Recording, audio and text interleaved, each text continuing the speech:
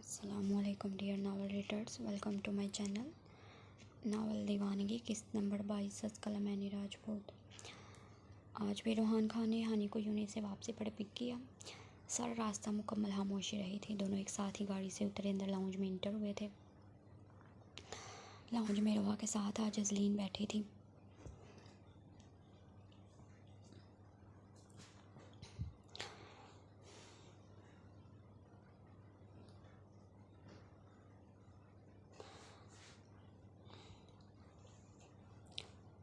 रोहा ने अजलीन के हाथ पर अपने हाथ का दबाव दिए उसे रिलैक्स होने का इशारा किया। रोहान के सलाम का जवाब दिया था, जबकि रोहान की नज़र बेसाख्ता ही अपने मोम के जानिब उठते उसके करीब ही डर और खौफ से सिमटी बैठी अजलीन की तरफ गई थी।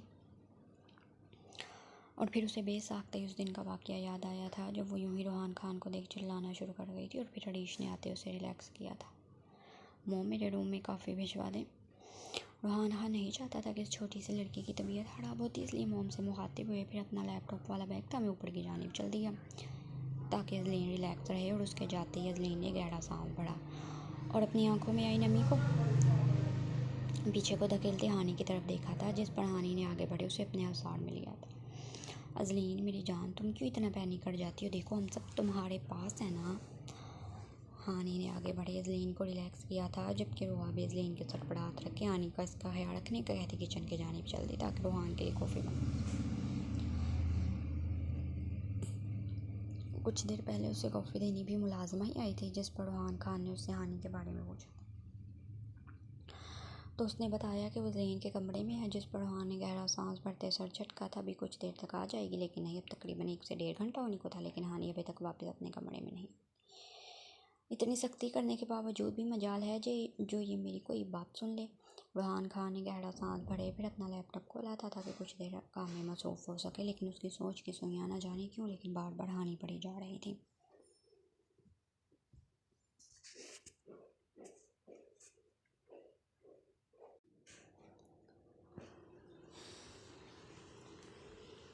वो अजलीन के पास रहकर उसके साथ वक्त गुजारती, इसलिए कब से उसके कमरे में ही बंद थी और फिर अजलीन के साथ ही खाना खाने के बाद वहीं उसके पास ही सो चुकी थी कि सुबह रोहान ने उसे ज़बरदस्ती उठाकर यूँ नहीं भेजा था और उसकी नींद पूरी नहीं हुई थी। इसलिए अजलीन से कुछ देर बातों के बाद हानि अपनी आंखें मूंदे सो चुकी थी। तो दूसरी तरफ हानि का यूँ से इग्नोर करना रोहान को गुस्सा दिला रहा था। उसके दिल की बेचैनी थी कि बढ़ती ही जा रही थी। रोहान ने मज़ीद कुछ देर हानि के कमरे में आने का इंतज़ार किया, लेकिन फिर उसके ना आने पर लैपटॉप बंद किए बाहर आया था ताकि देख सके कि वहाँ कहाँ थी और क्या कर रही थी। इस वक्त चूँकि शाम का वक्त था तो रोहा किचन में खड़ी मुलाजमों से रात के डिनर के लिए तैयारियाँ करवा रही थी। रोहान खान को यूँ किचन में आता देख रोहा ढिठकी थी कि वो इस वक्त यहाँ क्या कर रहा था। क्या हुआ बेटा, क्या चाहिए तुम्हें? रोहा ने उसे बेचैनी से यहाँ से वहाँ नज़रें घुमाता देख आगे बढ़े पूछा तो वो मैं नहीं मोम, कुछ चाहिए तो नहीं, मैं बस ऐसे ही आपको देखने आया था। रोहान खान की नज़रें उसके अल्फाज जैसे उसका साथ ही नहीं दे रहे थे, जिस पर रोहा के लबों पर बेसाख्ता ही मुस्कुराहट रेंगी थी। वो हानि अपने मेरा मतलब अजलीन के कमरे में है रोहान। रोहा की बात पर रोहान ने बेसाख्ता ही अपनी बियर्ड से हिलाई थी। नहीं मोम, मैं हानि को तो नहीं ढूंढ रहा, मैं तो बस आपको देखने आया था। खाने में क्या बना रही हैं आप? रोहान खान ने शर्मिंदा हुआ था, इसलिए बात को बदलते रोहा से खाने के बारे में पूछा था। खाने में आलू गोश्त और मटन पुलाव बन रहा है। तुम्हें अगर कुछ और खाना है तो बताओ, मैं वो बनवा देती हूँ। और आपके बाद उसकी मज़ीद शर्मिंदा नहीं करना चाहते थे, इसलिए रसानियत से जवाब दिया था नहीं मुँह, मैं पुलाव ही खा लूँगा। ओके मुँह, आप काम देख के मैं अपने रूम में चलता हूँ। रोहान खान फिर अपनी मोम से कहे उल्टे कदमों किचन से वापस आया था और फिर से सीढ़ियाँ चढ़ते ऊपर अपने मोम के रूम की जानिब आया और अजलीन के कमरे के बंद दरवाजे को दे गहरा सांस भरे अपने कमरे में बंद हो गया था। कुछ ही देर में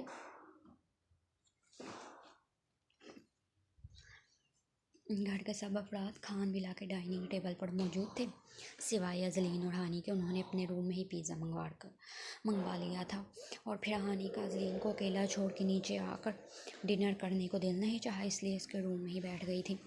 रोहान खान ने डाइनिंग टेबल पर आते हुए जाने से अपनी नज़र यहाँ वहाँ घुमाई थी, लेकिन नहीं, हानि डाइनिंग टेबल पर भी मौजूद नहीं थी। लेकिन आज चूँकि अरीश खान जल्दी हॉस्पिटल से वापस लौट गया था तो इसलिए डाइनिंग टेबल पर रौनक लगाने के लिए वो मौजूद था। क्या हुआ रोहान भैया, आपका कुछ खो गया? अरीश ने रोहान खान को छेड़ा था। नहीं तो अरीश, तो अब तू अपनी बता, चाँद कहाँ से निकला जो तू हमारे साथ बैठकर डिनर करने वाला है।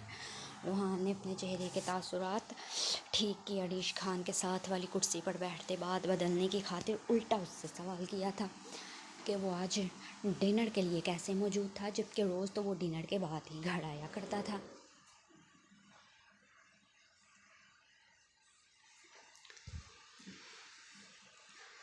अब ऐसे तो ना कहें रोहान भैया, वो बस आज मेरी ड्यूटी जल्दी ख़त्म हो गई तो सोचा घर पर आप सबके साथ ही डिनर करूं। अरीश खान ने मुंह बनाया था और ऐसा करता वो इस वक्त रोहान खान समेत रोहा और अरिशमान खान को भी किस कदर प्यारा लगा था कि ये सिर्फ वही जानते थे। हानी मेरी प्रिंसेस कहाँ है रोहा, वो डिनर पर क्यों नहीं आई?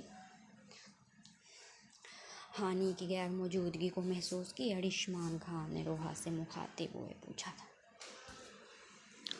और रोहान खान ने की नखियों से अपने डैड को देखा था जो उसके दिल में चलती बात अपनी ज़ुबान पर ले आए थे। मान वो हानिया जलीन के कमरे में और आपकी चहेती का पिज़्ज़ा खाने का मन था इसलिए डिनर नहीं करेगी। रोहा ने जवाब देते अरिशमान की प्लेट में पुलाव सर्व किया था। तुम एक दफ़ा कमरे में तो आओ हानी, तुम्हारे दिमाग के ढीले स्क्रू मैं बहुत अच्छे से टाइट करूँगा। रोहान खान अपनी मोम की बात सुन दिल ही दिल में हानि से मुखातिब हुआ और फिर सर झटकते डिनर करने में मसरूफ़ हो गया था। आपी ये तो सच में बहुत मज़े का था। अजलीन को हानि का पसंदीदा फ्लेवर का पिज़्ज़ा बहुत टेस्टी लगा था, इसलिए टिश्यू से अपने हाथ साफ़ करते तारीफ़ की थी। हाँ ये सच में बहुत मज़े का होता है, इसलिए मुझे जब भी पिज़्ज़ा खाना हो मैं यहीं से ऑर्डर करती हूँ। और वो उनका कार्ड पड़ा है, अगर कभी तुम्हारा दिल करे खाने को तो तुम ऑर्डर कर लिया करना। अजलीन हानि ने साइड टेबल पर रखे उस कार्ड को देख फिर मुस्कुराते हुए अजलीन से कहा था, नहीं नहीं आप ही, मुझे जब खाना होगा मैं आपको बता दूँगी, आप ही ऑर्डर कर लेना। अजलीन में भला इतना कॉन्फिडेंस कहाँ था, इसलिए झट से इनकार किया। अच्छा चलो ठीक है, तुम्हें जब खाना हुआ तो मुझे बता देना। कि हानि ने भी फिर अजलीन की बात पर हामी भर ली थी। आप आज मेरे कमरे में सो जाए ना। अजलीन की फरमाइश पर हानि ने बेसाख्ता ही धूप निकला था और इससे पहले कि वो अजलीन को कोई जवाब देती रोहान के कमरे में आई थी।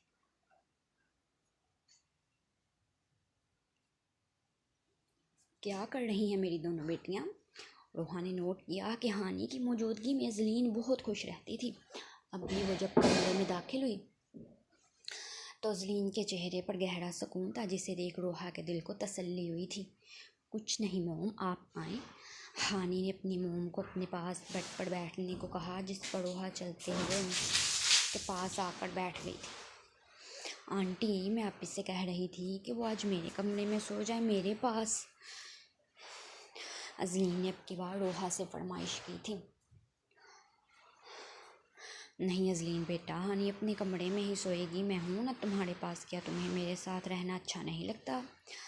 अजलीन के यूँ कहने पर वो उसके कमरे में सो जाए। हानि ने हामी भरनी चाहिए थी कि इससे पहले ही रोहा ने इनकार कर दिया कि नहीं वो अपने कमरे में ही जाएगी। और हानि जो कि रोहान की मायने खेजी बातों से डरते दोपहर से यहाँ अजलीन के कमरे में बनती गहरा सांस भरे अपनी मोम को देखा था। नहीं आंटी, मैं तो बस ऐसे ही आप ही से कह रही थी, मैं तो आपके साथ ही सो जाऊंगी।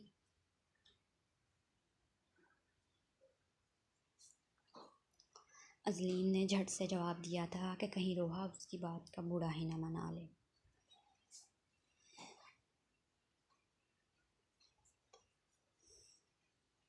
हानि अब रात बहुत हो गई है, तुम्हें अपने कमरे में जाना चाहिए, मैं हूँ यहाँ अजलीन के पास। रोहा ने फिर मुस्कुराते अजलीन के सर पर प्यार की हानि को मुखातिब हुए कहा था। अभी तो सिर्फ 10 बजे हैं मोमो, मैं कुछ देर रहती हूँ ना यहाँ अजलीन के पास, फिर चली जाऊँगी। हानि का भला कहाँ दिल कर रहा था कि बुरहान खान के कमरे में जाए, इसलिए बहाना बनाते मज़ीद कुछ देर यहाँ रुक गई थी, जिस पर रोहा भला क्या कहती, इसलिए खामोश हो गई थी।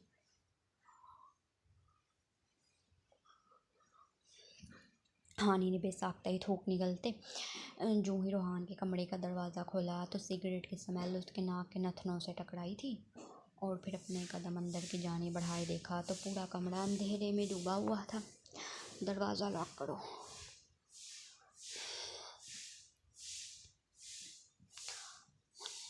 रोहान की आवाज़ पर हानि ने बेसाख्ता ही अपनी जगह से उछली थी और फिर अपने दिल पर हाथ रखे गहरा सांस भरते वापस मुड़कर दरवाज़ा लॉक किया और फिर वहीं दरवाजे के पास खड़े होते अपने हाथों की उंगलियां चटकाने लग गई थी। दोपहर से कहाँ थी तुम? रोहान खान ने सिगरेट का धुआं हवा में छोड़ते सवाल किया था। वो मैं ज़लीन के कमरे में थी, हानि ने टूटे हुए लहजे में कहा था। किसकी इजाज़त से? उसी सख्त लहजे में दूसरा सवाल पूछा गया था। एक तो कमरे का माहौल ऐसा था और ऊपर से रोहान खान का लहजा। हानि को बेसाख्ता ही खौफ महसूस होने लग गया था। जवाब दो, मैंने पूछा कि किसकी इजाज़त से? हानि को यूं खामोश पाकर रोहान ने सिगरेट एश ट्रे में मसलते फिर से अपना सवाल दोहराया था। सॉरी, नेक्स्ट टाइम आपकी इजाज़त ले लूँगी।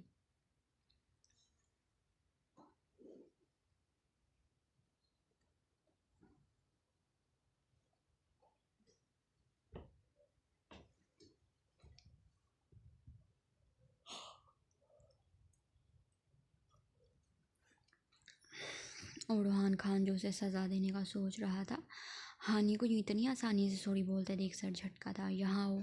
फिर एक हंकारा भरे अपनी टांगें सीधी की हानि को सोफे की जानिब आने को कहा था कि उसकी अगली बात सुन हानि ने बेसाख्ता ही थूक निकलते गहरा सांस भरा था। सुनाई नहीं दे रहा तुम्हें? मैंने कहा यहाँ हो। रोहान के यूँ फिर से पुकारने पर अब की बार हानि बमुश्किल अपने कदमों को उठाए सोफे की जानिब बढ़ी थी और फिर रोहान खान से कुछ फासले पर नज़रें झुकाए खड़ी हो गई थी। कपड़े क्यों चेंज किए तुमने?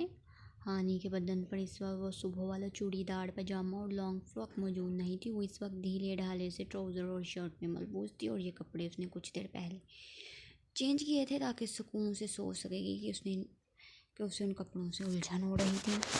वो हाँ बोलो, मैं सुन रहा हूँ। उसके सुनहरे बालों की खुशबू में गहरा सांस भरे रोहान ने बहके हुए लहजे में कहा। वो मुझे उन कपड़ों से इरिटेशन हो रही थी, इसलिए सोने के लिए ये नाइट ड्रेस पहना। हानि ने बिलाखिर धोख निगलते रोहान खान की बात का जवाब दे दिया था ताकि वो उसकी जान खुलासी कर दे और वो जाकर बेड पर सो सके। तुम्हें क्या लगता है कि तुम ये नाइट ड्रेस पहन कर आओगी तो मैं तुम्हें सोने दूंगा? रोहान ने अपना चेहरा हानि के चेहरे के करीब किए जुमैनी अंदाज में कहा कि उसकी बात को सुन हानि बेसाख्ता ही अपनी नज़रें झुका गई थी। दिल जैसे ट्रेन की रफ्तार से भी तेज़ धड़कने लगा। क्या हुआ, हिम्मत नहीं हो रही? उससे यूँ मुसलसल कांपता देख रोहान खान ने तंजन कहा था, जिस पर हानि ने झट से हाँ में सर हिलाया था। अच्छा, तो फिर मुझे इग्नोर करने की हिम्मत कैसे आई थी तुम में? पिछले 7 से 8 घंटे से तुम मुझे इग्नोर कर रही थी, तब तुम्हें डर नहीं लगा था? रोहान खान ने उसकी बैक गर्दन पर अपनी हथेली रखते उसके चेहरे को मज़ीद अपने चेहरे के करीब किया था। सॉरी, कि हानि ने अपनी आंखें ज़ोर से मींच ली थी और फिर कपकपाते लबों से एक बार फिर से रोहान से सॉरी कहा था। आइंदा गलती से भी मुझे इग्नोर करने की कोशिश की तो बहुत बुरी सज़ा दूंगा। रोहान ने अपने एक एक लफ्ज़ पर जोर दिए उसे अच्छे से बावर करवा दिया कि उसे हानि का इग्नोर करना बेहद बुरा लग रहा था। मैं सो जाऊं? नहीं। हाँ, वो हानि से बेपनाह नफ़रत का दावेदार शख्स एक रात भी उससे दूर नहीं रह सकता था।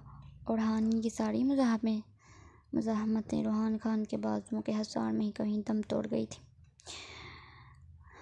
नावल दीवानगी किस्त नंबर 23 आज कलमैनी राजपूत।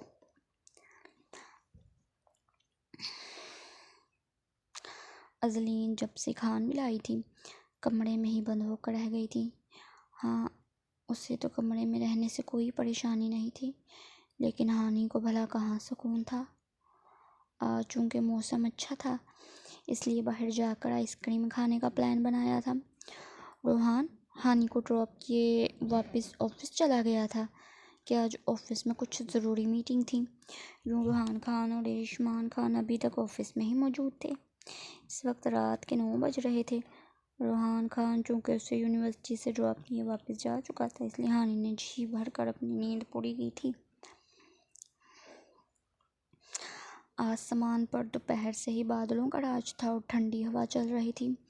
अभी कुछ देर पहले ही हानि फ्रेश होकर लाइट पिंक कलर का कुर्ता कैपड़ी ज़ेबतन किए, गले में हमरंग दुपट्टा लटकाए रूहान के कमरे से निकलती फिर अजलीन के पास आई थी। नींद पूरी होने की वजह से वो काफ़ी फ्रेश फील कर रही थी, जबकि दूसरी तरफ अजलीन गुमसुम सी बेड पर लेटी छत को घूर रही थी। अजलीन यार, तुम ऐसे क्यों लेटी हो? देखो तो बाहर मौसम कितना अच्छा हो रहा है, क्यों ना हम आइसक्रीम खाने बाहर चलें? हानि ने उसके कमरे में आते चहकती आवाज़ में कहा था कि हानि की आवाज़ पर अजलीन जैसे माजी के भंवर से बाहर आई थी। आपी अजलीन चाहती तो नहीं थी कि वो हानि को इनकार करे, लेकिन वो मजबूर थी। उसका ज़रा भी मन नहीं था कि वो बाहर जाए, खासकर इस मौसम में। उसे बारिश से खौफ महसूस होता रहा। उसके पीछे गहरा राज छुपा था जिससे बहुत जल्द पर्दा उठने वाला था। अजलीन यार, मैं तुम्हारे साथ हूँ ना, प्लीज़ मना मत करो। तुम्हारा कहकर ही तो मैंने मामा को मनाना है, वरना वो मुझे भी नहीं जाने देंगी।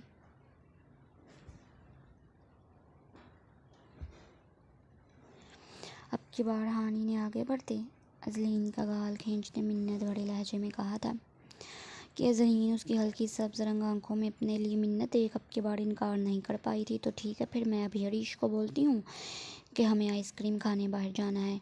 कि अजलीन की हाँ सुनते ही हानि चहक कर उसके करीब से उठी और फिर वहीं अजलीन हरीश खान के नाम पर टिटकी थी कि क्या मतलब वो उस खड़ूस डॉक्टर के साथ आइसक्रीम खाने जाएंगे। और इससे पहले वो हानि से कुछ कहती वो उसके कमरे से बाहर जा चुकी थी।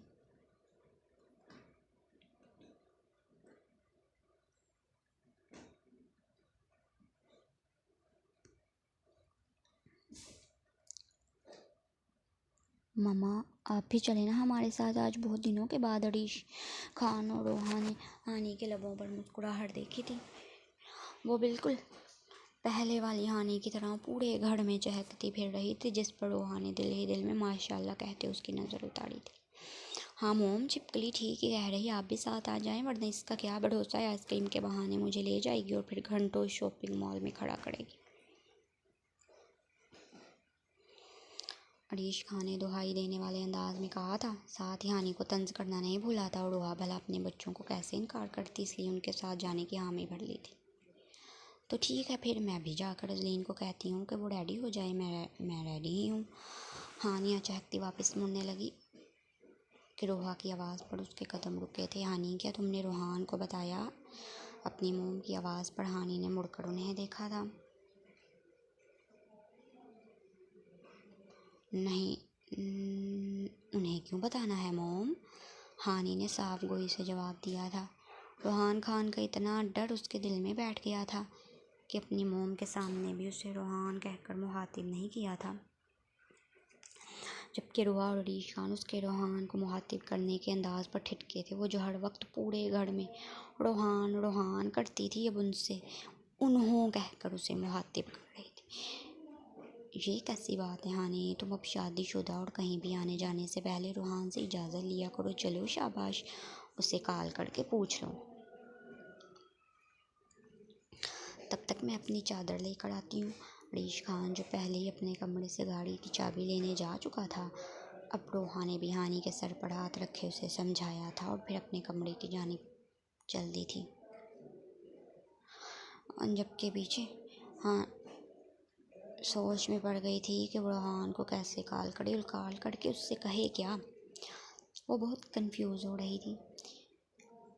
खैर, अब उसकी मोम ने कह दिया तो हानि को कॉल करके रोहान को बताना ही था कि वो जलील और हरीश के साथ आइसक्रीम खाने जा रही है, इसलिए अपने कमरे की जानिब चल दी थी ताकि अपने मोबाइल से रोहान से बात कर सके।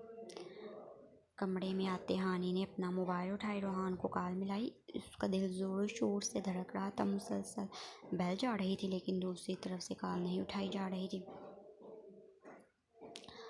ऐसा करती हूँ, मैसेज कर देती हूँ। हानि ने ये सोचते हुए मोबाइल को अपने कान से हटाना ही चाहा कि अगले ही पर रूहान की डूबदार आवाज़ गूंजी थी। रूहान खान जो भी मीटिंग से फारिग हुए अपने कैबिन में आया था, अपने मोबाइल पर होने वाले रिंगटोन की आवाज़ पर मोबाइल उठाए देखा था और फिर उस पर जगमगाते नंबर को देख उससे हैरत हुई थी कि स्क्रीन पर हानि का नंबर जगमगा रहा था। हेलो, रूहान ने अगले ही पल कॉल यस की थी। वो हानि को समझ नहीं आ रही थी कि वो कैसे अपनी बात कहे। तुमने क्या सिर्फ वो कहने के लिए कॉल किया मुझे? रूहान खान ने कुर्सी के फुट से टेक लगाई, गहरा सांस भरे कहा था। हाँ, मेरा मतलब वो नहीं, मुझे आइसक्रीम खाने जाना था अरीश भैया के साथ। हानि ने अपने खुश्क लबों पर जुबान फेरते फिर जल्दी अपनी बात मुकम्मल की थी। हाँ तो? रूहान को समझ नहीं आ रही थी कि वो अगर अरीश के साथ आइसक्रीम खाने जा रही है तो उससे क्यों बता रही थी। तो मोम ने कहा मैं आपसे इजाज़त ले लूँ। हानि ने साफ गोई से जवाब दिया था। हाँ यकीनन, इतनी अकल तुम में तो नहीं होगी। खैर मैं और डैड भी बस घर आ रहे हैं। रूहान ने अपनी कलाई पर बंधी घड़ी पर टाइम देखा था। तो मैं फिर जाऊँगी आरिश भैया के साथ। हानि ने जैसे फिर से तस्दीक करना चाही थी। हाँ ठीक है, चली जाओ। रूहान खान उसे इनकार करके उसका दिल नहीं तोड़ना चाहता था, इसलिए इजाज़त दे दी थी। Okay thank you Roohan. और इससे पहले ही कि वो हानि की कॉल बंद करता, उसके कानों में हानि की चहकती आवाज़ गूंजी थी और अगले पल वो कॉल काट चुकी थी और फिर बेसाख्ता ही अपने सर पर चिपट लगाई थी। वो एक्साइटमेंट में फिर से उसके नाम से जो पुकार गई थी। वहीं रूहान ने आज इतने दिनों बाद उसके मुंह से अपना नाम सुनते बेसाख्ता ही गहरा सांस भरा। फिर सर झटकते टेबल पर मौजूद फाइल्स को इकट्ठे करते अपने बैग में रखते लैपटॉप को भी बंद किया था। मीटिंग ख़त्म हो चुकी थी। अब उसे और रिश्मान को भी हर के लिए निकलना था। आप भी अब मेरे साथ ही रहना।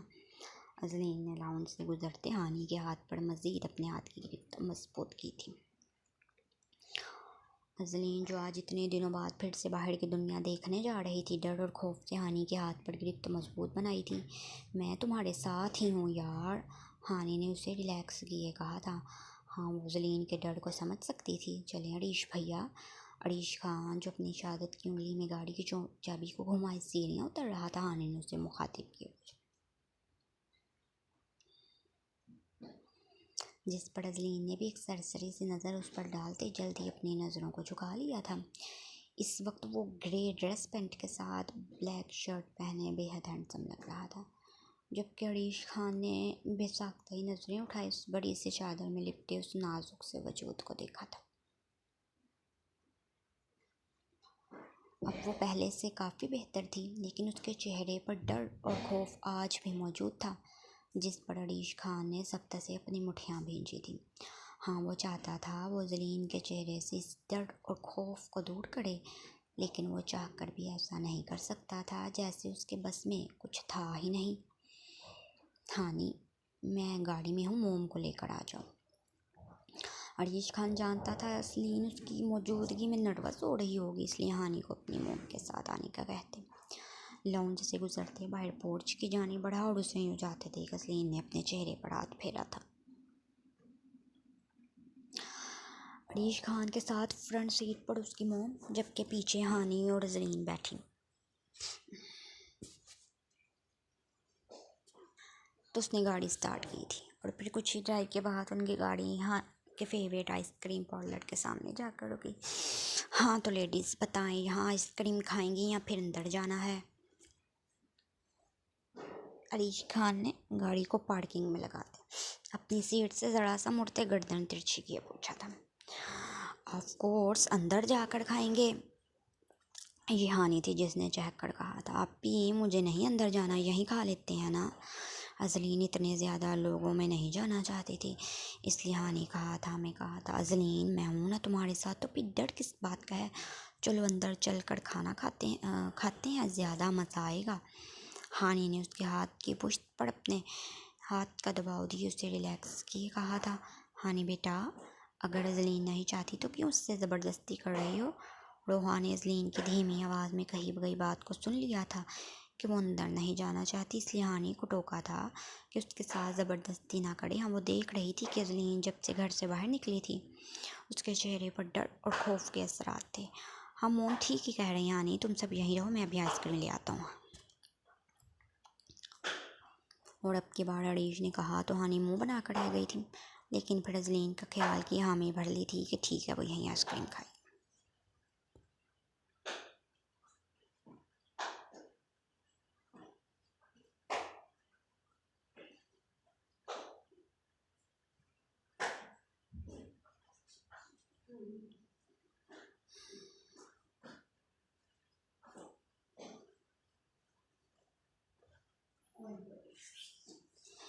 अड़ीश खान फिर ड्राइविंग सीट से नीचे आया, आइसक्रीम लेने गया था। ऑर्डर देने के बाद वो वहीं खड़ा, वो खुद भी आइसक्रीम लेकर जाएगा। वो नहीं चाहता था वेटर उनकी गाड़ी में ये आइसक्रीम डिलीवर करने आता और इसलिए उसको देखकर स्ट्रेस में आती। हाँ, सिवाय अड़ीश के उसे दुनिया के हर मर्द की वजूद की खौफ में मुब्तला कर देती थी। अड़ीश भैया ये विंडोज़ को नीचे कर दें, कम से कम बाहर से ठंडी हवा तो देखें तो मौसम कितना प्यारा हो रहा है। अड़ीश ने फिर कुछ ही देर में आइसक्रीम लाते उन्हें थमा दी। हानि के यूँ डांट करने पर अड़ीश ने सर झटकते गाड़ी के शीशों को नीचे किया। इस वक्त पार्किंग एरिया में इक्का दुक्का लोग मौजूद थे, इसलिए उसने हानि को इनकार नहीं किया था। शीशे नीचे होते ही तेज़ हवा का झोंका जलीन के चेहरे से टकराया, जिस पर बेसाख्ता ही विंडो से बाहर देखा था।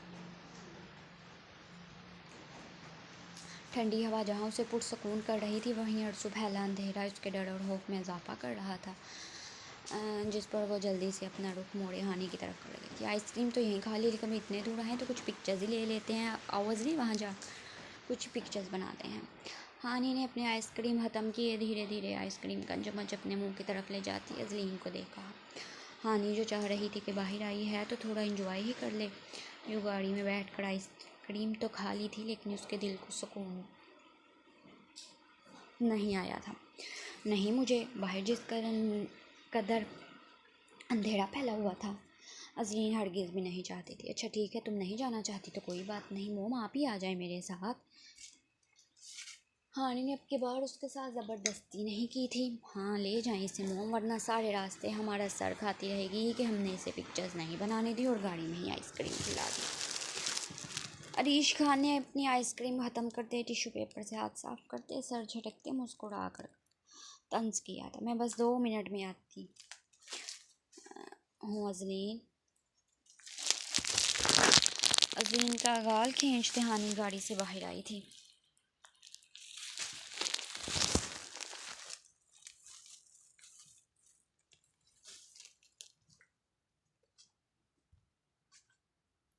और फिर रोहा क्या कहती भला, वो हानि के साथ ही चलती थी। अब गाड़ी में ड्राइविंग सीट पर अरीश खान जबकि पिछली सीट पर अजलीन बैठी थी।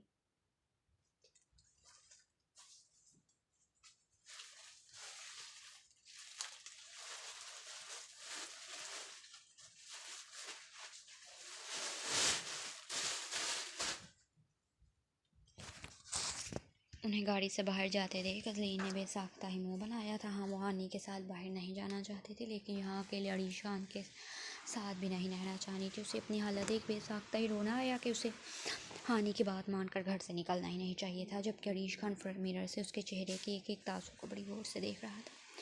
हानि और रोहा पार्किंग एरिया से काफ़ी दूर आ चुके थे कि हानि मैडम को पिक्चर्स क्लिक करने के लिए अच्छी खासी लाइटिंग चाहिए थी, इसलिए वो इस चक्कर में पार्किंग एरिया से कदरे दूर जा चुकी थी।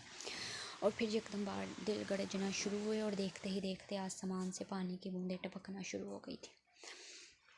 और फिर अगले ही पल बारिश इस कदर तेज़ बरसना शुरू हुई कि वापस गाड़ी तक आते उनके सारे कपड़े भीग जाएं। इसलिए वहीं आइसक्रीम पार्लर के अंदर जाना ही बेहतर मुनासिब समझा था कि बारिश कुछ देर रुके और फिर वो वापस गाड़ी तक जा सके। और वहीं बादल गरजते और फिर तेज़ बारिश पड़ गई। बेसाख्ता अपनी जगह से उछली थी, मुँह से हल्की सी चीख भी बरामद हुई, लेकिन वो अरीश की मौजूदगी की वजह से अपने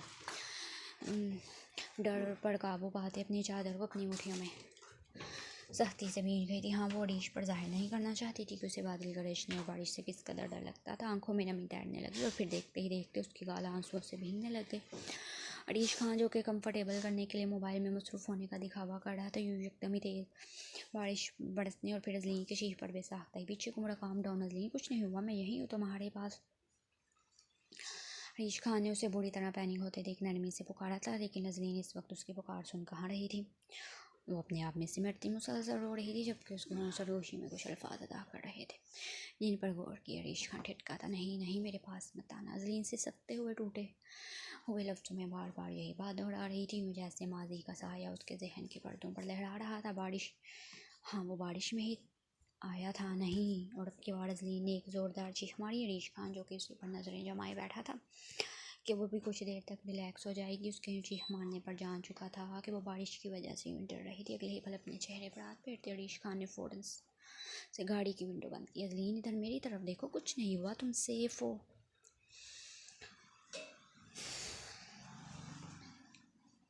अरीश खान ने उसे इस हालत में देखकर गहरा सांस भरते फिर से पुकारा। बारिश के बरसने पर नजरीन का रिएक्शन देना वो जान चुका था। नजरीन और उसके माजी के साथ बारिश बरसने का कोई गहरा कनेक्शन था, लेकिन उसे इस वक्त नजरीन को काम डाउन करना था, जो कि अपने बालों चेहरे को नोचना शुरू कर गई थी। यहीं पर अरीश की बस हुई। अगले पल वो बिना कुछ सोचे समझे गाड़ी के अंदर से पिछली सीट पर आया और उसके अपने चेहरे पर जुल्म करते दोनों हाथों को अपने एक हाथ में लेते अपने दूसरे हाथ से उसके चेहरे को थामा था। नजरीन, तुम पागल हो गई हो क्या? ये खुद को तकलीफ दे रही हो? उसने अपने नाखून को अच्छा खासा अपने गालों पर मारते लाल कर लिया, जिस पर अरीश ने कदरे सख्त आवाज़ में उसे टोका। आखिर वो क्या हरकत कर रही थी? और यूँ अचानक ही अरीश को अपने इतने करीब थे, नजरीन की रही सही जान भी हवाई थी। छोड़ो मुझे, मेरे करीब मत आना। नजरीन मुज़ाहमत करते उसके हाथ से अपना हाथ निकालना चाहती थी। चादर सर से ढलक कर कंधों पर गिर चुकी थी और बाल चेहरे पर जख्म बिखर चुके थे। यूँ मालूम हो रहा था जैसे नजरीन अपने होश व हवास में ही नहीं थी। नजरीन, काम डाउन, इधर मेरी तरफ देखो। अरीश खान ने उसे एक बार फिर से नरमी से पुकारे। रिलैक्स करना चाहा था, लेकिन नहीं। नजरीन मुसलसल अपने हाथ छुड़ाने की कोशिश करते सिसक कर रो रही थी। नहीं छोड़ सकता मैं तुम्हें, डैमेट, नहीं छोड़ सकता। नजरीन कुछ पल तो अपनी सांस रोक गई थी। बाहर बारिश तेज़ बरस रही थी और फिर बादल गरजने की आवाज़ पर नजरीन ने उसकी शर्ट को सीने से अपनी मुट्ठियों में भरा, फिर फूट फूट कर रो दी थी। और अब की बारिश ने उसे रोककर अपने दिल का गुबार हल्का करने लगी और फिर कुछ ही देर में वो शोरवास से बुलाना होती उसकी बाहों में झूल गई थी। उसके जिस्म को यूं ढीला पड़ते देख अरीश खान ने उसका चेहरा अपने सीने से निकालकर सामने किया। हाँ, वो सच में बेहोश हो चुकी थी। उसके चेहरे को देख अरीश ने सबसे अपनी आंखें मीच कर खोली थी। मैं तुम्हें इस डर और खौफ से निकालना चाहता हूँ, इसलिए मैं तुम्हें अपना बनाना चाहता हूँ।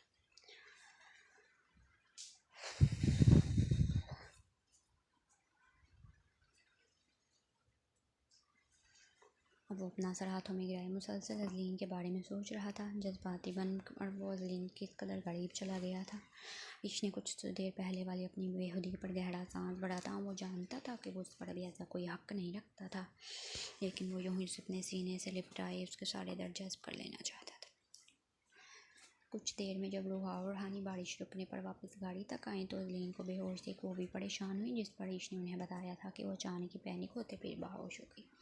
उसका चेहरा अभी भी उसके नाखूनों की हराशों की वजह से लाल हो रहा था, जिस पर हानि ने बेसाख्ते उंगलियां फेरते गहरा सांस भरा। इतनी सी उम्र में वो किस कदर अज़ियत से गुजर रही थी, हानि की आंखों में नमी उतर आई। और फिर वो तीनों यूं ही परेशानी से उसे घर ले आए थे।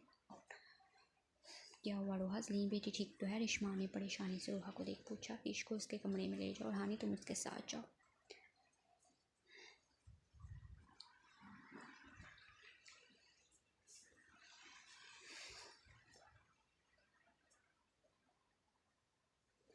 खैर वो सदमे की वजह से बेहोश हो गई थी। रीश उससे इंजेक्शन लगाता है तो वो बहुत जल्द बेहतर हो जाएगी। आप बताएं, खाना लगवाऊँ क्या आप दोनों के लिए? रोहा ने उन दोनों को परेशान होते देखकर सर झटकते कहा था। नहीं, हम डिनर करके ही आए हैं। मैं ऐसा करें, कॉफ़ी पिला दें? रोहान और रिश्मा ने खाने से इनकार करते कॉफ़ी का कहा था। रोहान बेटा तुम भी कॉफ़ी पियोगे या फिर चाय? मैं भी कॉफ़ी पीऊँगा मॉम। रोहान ने अपनी मॉम को जवाब दिया, जिस पर रोहा हम दोनों के लिए कॉफ़ी बनवाने किचन की जानी हुई। आपको नहीं लगता डैड के गुड़िया को सारी सिचुएशन से निकाल किसी सच्चे और अच्छे हमसफ़र की ज़रूरत है जो उसे उसका माजी भुला सके? रोहान ने मौका मिलते ही रिश्मा से नजरीन की बात की थी। हाँ तुम ठीक कह रहे हो रोहान, नजरीन को वाकई एक अच्छे हमसफ़र की ज़रूरत है, लेकिन तुमने घोने की अब हम दोनों के सामने आने से भी खौफ खाती है। ऐसे में कोई किसी को अपनी ज़िंदगी में शामिल करना इसके लिए बहुत मुश्किल होगा।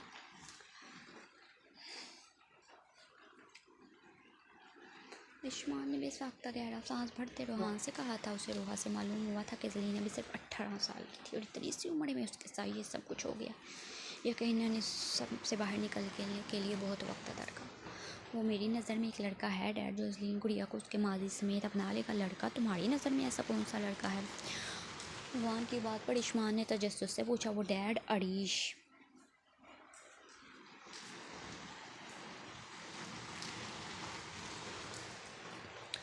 हैराज नहीं तो कल मौका मिलते ही वो अपने डैड से अज़लीन और अरीश के रिश्ते के बारे में बात करना चाहता था। अरीश ने अज़लीन को कमरे में लाते बेड पर लटाया। वो दराज से मेरा फ़र्स्ट एड बॉक्स निकालो हानी, और फिर हानी को फ़र्स्ट एड बॉक्स लाने का कहते एक बार फिर से अज़लीन की नब्ज़ चढ़ी। ये लो अरीश। हानी के हाथ से फ़र्स्ट एड बॉक्स था। मैं अरीश खान ने फ़ौरन इंजेक्शन निकाला और फिर अज़लीन के बाजू पर लगाया। आई एम सॉरी अरीश भैया, ये सब मेरी वजह से हुआ। नहीं हानी, इसमें तुम्हारी कोई गलती नहीं है।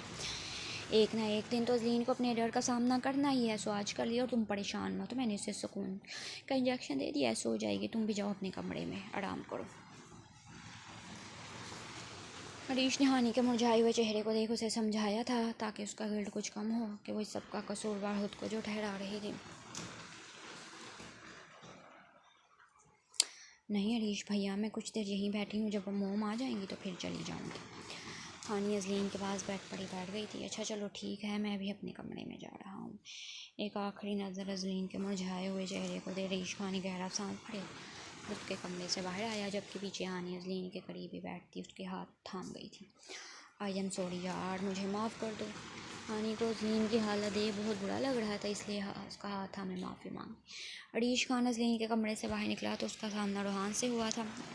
खान को जो परेशानी से कमरे से बाहर आता था, रोहान वहीं रुक गया था। मैं चाह कर भी उसका गम नहीं बांट पा रहा भैया। रोहान को दे, अरीश ने गहरा सांस भरे बेबसी से कहा, जिस पर रोहान ने आगे बढ़ते उसके कंधे पर हाथ रखा। अपना दिल छोटा मत करो अरीश, एक दिन सब कुछ ठीक हो जाएगा और मुझे यकीन है तुम जैसा हम सफ़र मिलने के बाद वो बिल्कुल ठीक हो जाएगी। रोहान ने उसका कंधा थपथपाए उसे तसल्ली दी थी कि अरीश खान उसकी बात सुन तल्ख सा मुस्कुराया। लेकिन ये सब कुछ इतना आसान नहीं है भैया। मोम, डैड और फिर अज़लीन भी तो नहीं मानेगी। हाँ अरीश भी चाहता था वो जल्द अज जल्द अज़लीन को अपने निकाह में ले ले, लेकिन वो अंदर ही अंदर इस बात से भी डर रहा था कि कहीं उसकी बात को सुनते अज़लीन उससे मज़ीद दूर ना हो जाए। मोम, डैड की फ़िक्र तुम मत करो अरीश, मैं डैड को संभालूंगा, लेकिन अज़लीन को तुम्हें खुद ही राज़ी करना होगा। अच्छा आप परेशान मत हो, सब कुछ बेहतर होगा। आ जाओ कुछ देर कमरे में बैठ जाओ। नहीं भैया, फिर कभी बैठूंगा। अभी मैं बहुत थका हुआ, इस वक्त सोना चाहता हूँ, सुबह हॉस्पिटल भी जाना है। अरीश खान ने लबों पर धीमी से मुस्कुराहट सजाए रोहान खान से कहा, अच्छा चलो ठीक है, तुम आराम करो। आराम बिल्कुल भी टेंशन नहीं लेनी, मैं हूँ ना तुम्हारे साथ।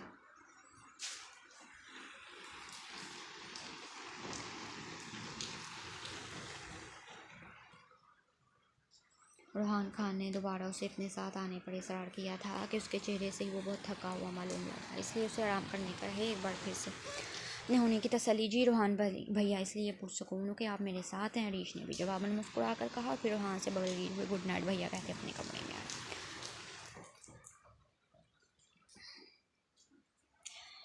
और फिर रोहान भी सर झटक के अपने कमरे में आता सोफे पर बैठा कॉफ़ी पीने में मसरूफ़ हो गया, जबकि उसकी नज़रें मुसलसल दरवाजे की जानिब थी कि वो जाने अनजाने में हानि के कमरे में आने का इंतज़ार।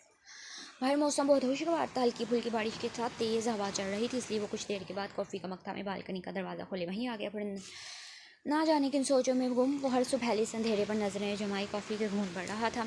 अपनी कॉफ़ी ख़त्म किए मगर रोहान ने वापस कमरे में आते टेबल पर रखा और वार्डरोब से अपना ट्राउज़र शर्ट लिए वाशरूम में बंद हो गया। उसी पल हानि कमरे में दाखिल उनके कमरे की बालकनी का दरवाज़ा खुला था, जिससे तेज़ हवा के झोंके उसके वजूद से टकराए और फिर हानि बेसाख्ता ही अपने कदम बालकनी की जानी बढ़ा गई। बालकनी से होते हुए उसके कदम टेरेस के दरवाजे की जानी बढ़े और फिर दरवाजे को खोले के लिए पड़े बारिश में भीगने के लिए टेरेस पर चली गई थी। ये जाने भी ना अगर रोहान ने उसे यहाँ देख लिया तो वो कितना गुस्सा करेगा उस पर। रोहान खान तकरीबन 10 मिनट के बाद फ्रेश हुए, ट्राउज़र शर्ट पहने वाशरूम का दरवाज़ा खोले बाहर आए और उसके नाक के नथनों से हानि के परफ्यूम भी खुशबू टकराई। यानी कि वो कमरे में आ चुकी। रोहान ने फ़ौरन ही नज़रें बेड के जानिब दौड़ाई, लेकिन वो हालित और फिर ड्रेसिंग रूम की जानिब देखा, लेकिन उसका दरवाज़ा भी खुला था। उसके परफ्यूम की खुशबू में बेसाख्ता ही गहरा सांस भरते रोहान खान ने तौलिए को सोफे पर उछाला और फिर बालकनी की तरफ कदम उठाए थे कि वो वहीं खड़ी हो गई थी, लेकिन वो वहाँ भी मौजूद नहीं थी। अलबत्ता टेरेस का दरवाज़ा खुला था, जो यकीनन हानि नहीं खोला होगा कि अभी कुछ देर पहले तो वो बंदा बेवकूफ़ लड़की रात के 11 बज रहे हैं ये बारिश में भीगने चली गई। रोहान ने उसकी बचकाना हरकत को देखते बेसाख्ता ही कदम सर झटका और फिर उसे वापस बुलाने के लिए ना चाहते हुए भी अपने कदम टेरेस की जाने बढ़ाए थे। टेरेस पर पहुंचते ही सामने का मंजर देख वो मुंजमिद हो गया था कि सामने वो अपनी बाहें खोलकर चेहरा आसमान की तरफ उठाए गोल गोल घूमते बारिश में भीग रही थी। रूहान के कदम बेसाख्ता ही उसकी तरफ उठे थे। रूहान देखो ना कितना मज़ा आ रहा है। गोल गोल घूमते हानि की नज़र जैसे ही रूहान पर गई तो सब कुछ भूल चहक कहा, और जैसे ही रूहान के चेहरे के तासुरात पर गौर किया तो हानि तो जैसे अब होश की दुनिया में वापस लौटी थी। मैं तो बस, तुम्हारा दिमाग ख़राब है क्या? क्या सोचकर तुम इस वक्त भीगने आई हो? जारी है। लाइक और कमेंट करके चैनल को सब्सक्राइब करें, नावल को अपने दोस्तों के साथ शेयर करें।